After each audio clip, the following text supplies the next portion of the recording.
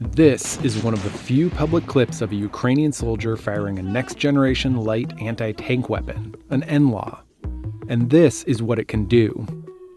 It means just one Ukrainian can take out a Russian tank or armored vehicle. Thousands of NLAWs were supplied by the UK and Luxembourg, while numerous countries have sent other kinds of anti-tank weapons. We counted up all of the military aid promised Ukraine in just the first week of war.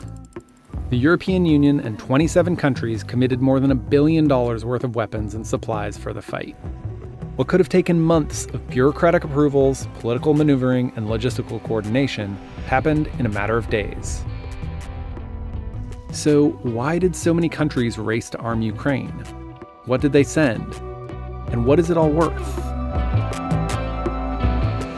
Russia invaded Ukraine on February 24th. Within 24 hours, Lithuania, Poland, France, Estonia, and the United States all announced military aid for Ukraine. Biden approved $350 million in military aid. That became the largest single transfer of arms from U.S. warehouses to another country ever.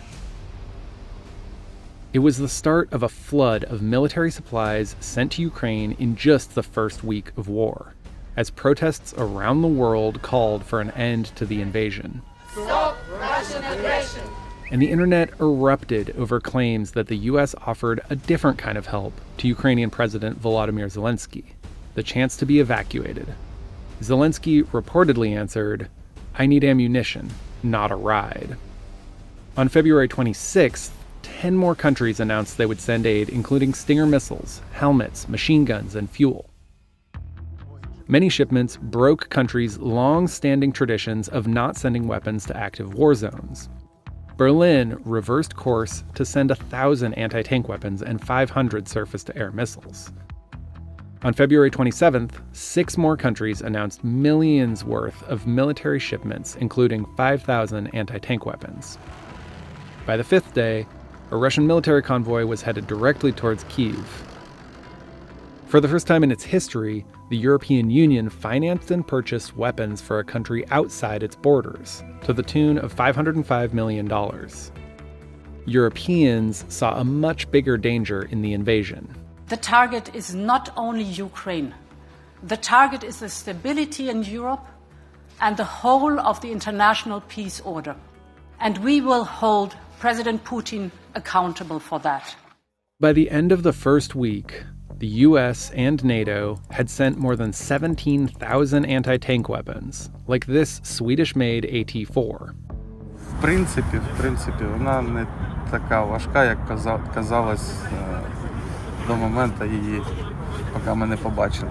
Тому, в принципі, освоїть можна. Some of what the EU and US sent are newer weapons, like Javelin and Stinger missiles. But much of the military equipment shipped by European countries is older weapons from the Soviet era. When Germany said we're going to deliver a couple of thousand air defense missiles, those were things which they had inherited from the GDR. So these are things which are 30 years old or more. It's something of a benefit, since Ukrainian troops were largely trained on Soviet-era weapons. At the end of the first week, Russian forces had seized a city in the south, but Ukrainians were holding on to the capital. He thought he could roll into Ukraine and the world would roll over. Instead, he met with a wall of strength he never anticipated or imagined. In the months leading up to the current conflict, the United States sent military equipment in anticipation of prolonged street fighting. 3 weeks after Russia's invasion, the U.S. promised Ukraine another $1 billion in weapons and supplies. The U.S. also announced $6.5 billion in military spending on the crisis, which includes sending more troops to Europe. There were already 9,000 U.S. troops stationed on the Polish side of the border, and other NATO members have doubled up on troops in Eastern Europe. It's a significant show of strength from a bloc of allies whose history helps explain how this conflict was sparked in the first place. NATO, or the North Atlantic Treaty Organization, formed after World War II. 12 countries banded together to counter the Soviet Union during the Cold War. It was a mutual defense pact. Attacking one NATO country meant attacking all of them. Ukraine isn't a part of NATO, But after the fall of the Soviet Union in 1991, it gave up thousands of nuclear weapons in exchange for a guarantee of security by the US, UK, and Russia.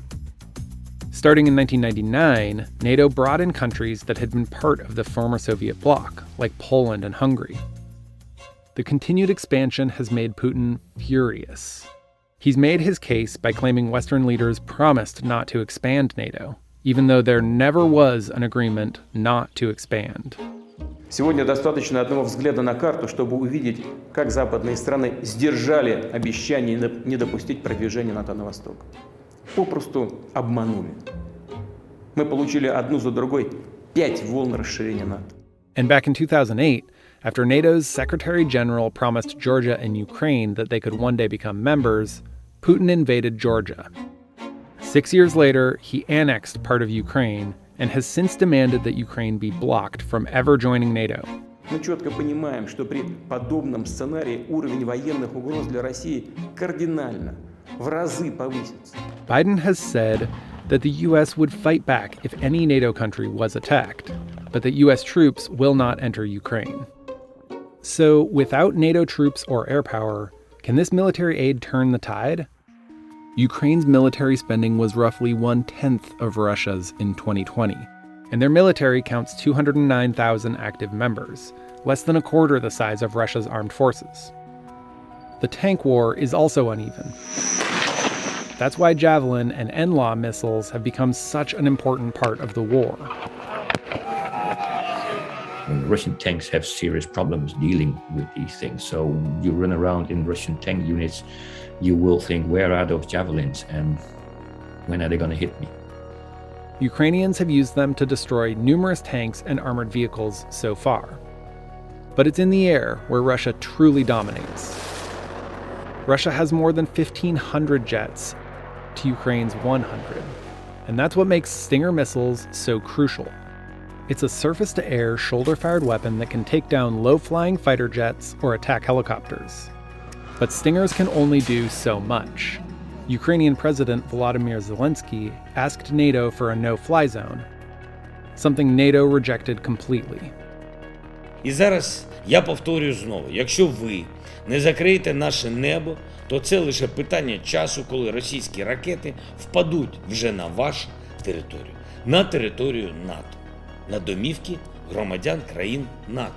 But to enforce a no-fly zone, NATO would have to fire on Russian planes that violate the zone. NATO would also need to destroy Russian surface-to-air missile defenses on the ground. All of that could risk a broader war with Russia. 1 month after the start of the war, Ukraine still controlled Kyiv.